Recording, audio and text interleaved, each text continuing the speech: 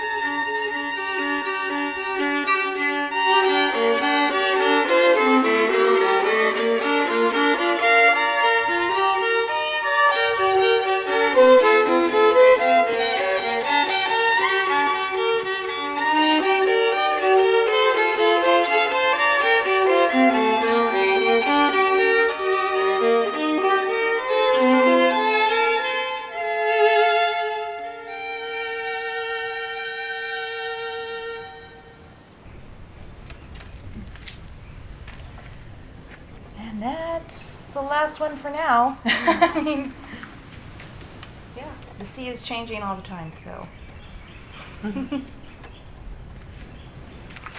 So the last one you heard, which was Sea Change 5, was cross waves, because we have these patterns that cross. You'll hear them go in and out of sync. So like when you're watching the sea or you're playing on the sea, you'll see the waves interfere with each other before they come in. So that was the last one. And then number 4, the one before that, was a calm kind of lullaby. It's just this easy, not good if you're a surfer, but easy, calm, perfect for swimming. This is the way I've been looking at the sea lately, because I'm here in Bali. We live here. I'm Tiffany Sevilla. And Catherine? And yeah, we're lucky enough to be here, being able to watch the sea and all the changes that go along with it. The one before the lullaby was something I call relentless, because it just goes. And so if you're out on some kind of board, like a body board, and you're going out against the wave, it's just paddling. So that was number 3. And number 2 is the title is Fast with Predictable Turbulence,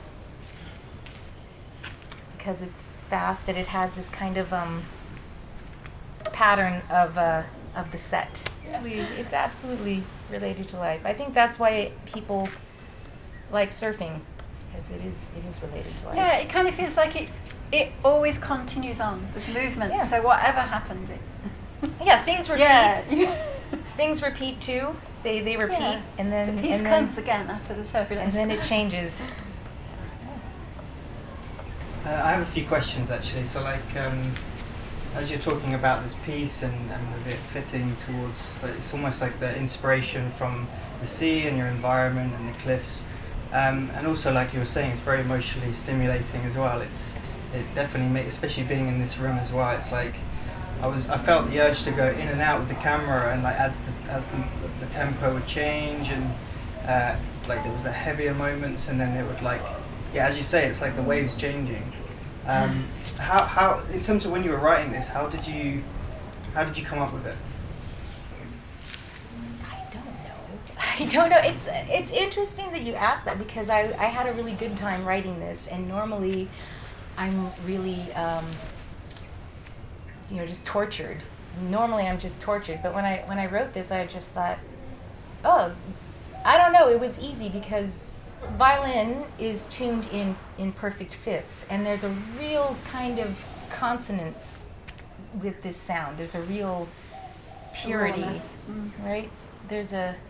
You feel it. That's why, or how, I guess, we learn how to tune, because you hear how perfect it is, how the beats work against each other. And since we were playing in open fifths, it was just easy to stick a third in there, and stick a third in, and then do major or minor sounding chords, and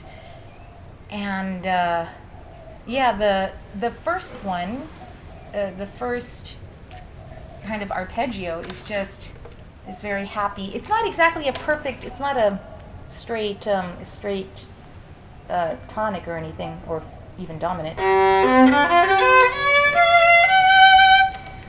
So it has some other notes, but it's just this kind of exultant wave, just when you full of hope and full of vitality. Yeah, it seems. I kind of miss it, because it's rainy season now, and I haven't been going out so much. But when the waves are just right for you, and it's like, I'm a beginner, so there was this just one time when it was just perfect, and I could just paddle out, because it was easy. And then I could just come in. It was so easy. I remember there were these other teenage girls. They were really preteens or something. They were out too. And it was just like we were sharing the wave, like, it's so good.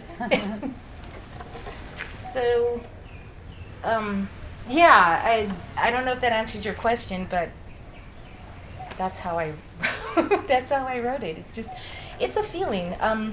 Yeah, music is obviously an emotion, and I don't work so well with words. I mean, I like listening to songs with words, and they kind of give you the emotion with the words. But I've never been that good with my own words. But I think I can put an emotion into a melody. And so back when I was in college, I remember somebody asking me the same question: How do you write music?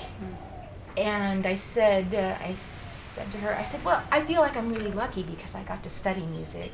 So, the sounds that I hear in my head, I learned how to write on paper. And she looked at me and she said, people don't hear sounds in their heads. A lot of people don't hear sounds in their heads. Oh, really? Yeah? Oh, okay. So, yeah, that's how I wrote it. And thank you for inviting me to do this, because it really, made me think about what I wanted to hear.